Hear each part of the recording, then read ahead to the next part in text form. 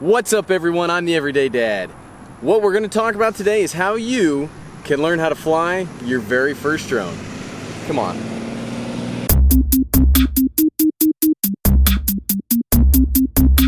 For this video, I'll be using my DJI Spark to demonstrate how to do each of the steps. Almost all DJI drones operate this way, and for different brands, each model of drone operates a little differently than others, but they all follow the same general guidelines. Now if you're wondering, I am a Part 107 certified drone pilot, and this video will be aimed at beginners and doing things in the safest way possible. As you gain experience, some steps can be automated, or will become second nature and will become much faster. Step 1. Check the weather forecast for the area you want to fly in. Most drones do not have weatherproofing, so you won't want to fly them in the rain. But also check to make sure there is not too much wind, as that can cause an issue when flying. Remember that just because the wind is stable on the surface does not mean that it will continue to be stable as the drone gains altitude. Also, you want to check the local airspace restrictions to ensure you are not flying in controlled airspace. The ways that I check is I use the AirMap website and the app to check beforehand. You can also use the FAA's Before You Fly app to check.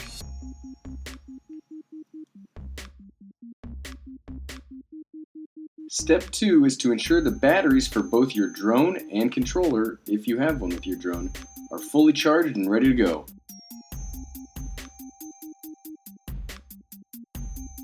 Also, prep the drone by placing it into whatever case container will protect the moving parts as much as possible in transit.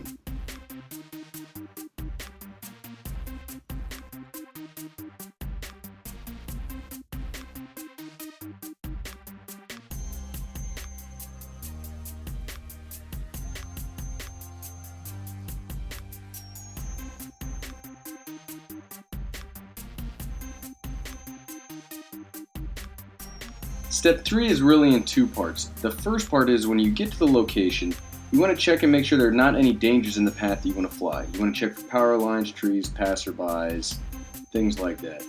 Step 3B is to visually inspect your drone to check for any damage to the body or the propellers. You're looking for cracks or broken parts of the propellers or cracks in the frame of the drone themselves. So just do a quick visual inspection, make sure your drone's working well.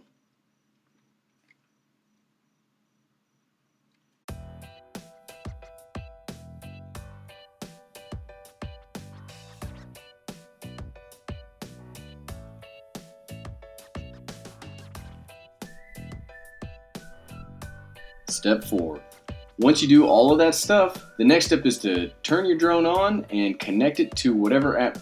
So all these drones work the same general way. They all have an app or they all have some kind of proprietary program controller that you log into to use.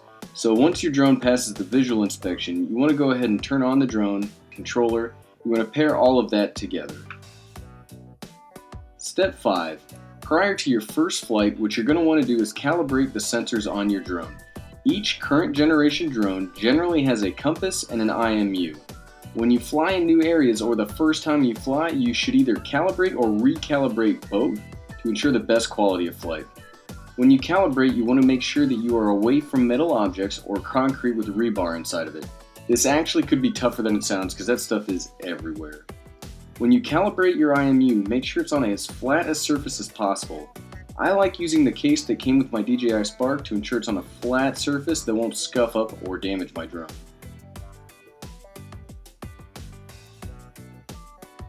Step 6. Once you've checked the area, visually check the drone, ensure the firmware is up to date, and calibrated all the sensors, it's time to fly. This is the best part. So set the drone on a flat, clean surface, and with DJI drones, you can either use auto takeoff or you can push the sticks together and down to start the motors and take off that way.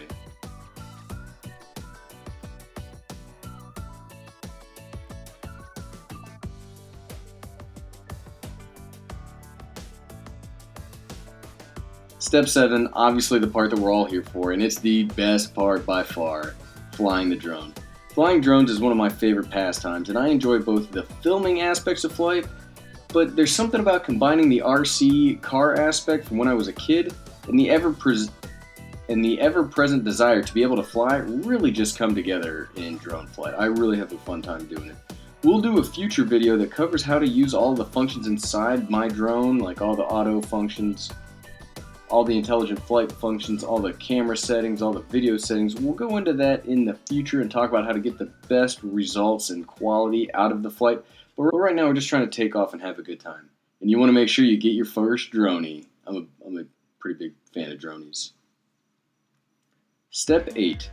Once you're done flying and are ready to pack it in, make sure to pick out a landing area if you're going in a different spot from where you took off that is also clear from debris and as flat as possible.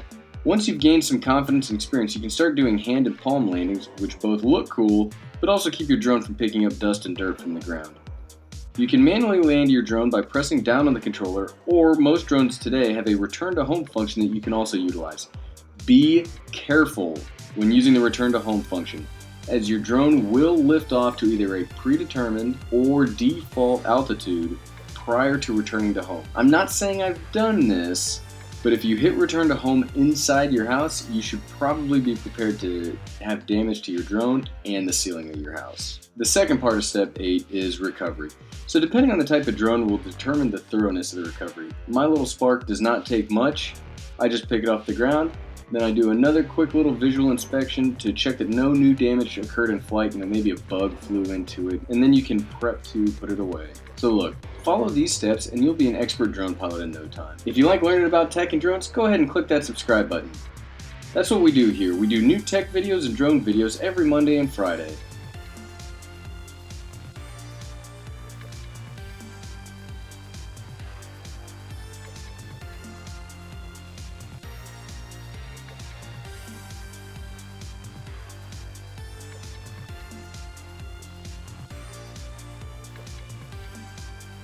Well, hey, I'm the Everyday Dad, and if I can figure out how to safely fly a drone, you can figure out how to safely fly a drone. Thanks for watching.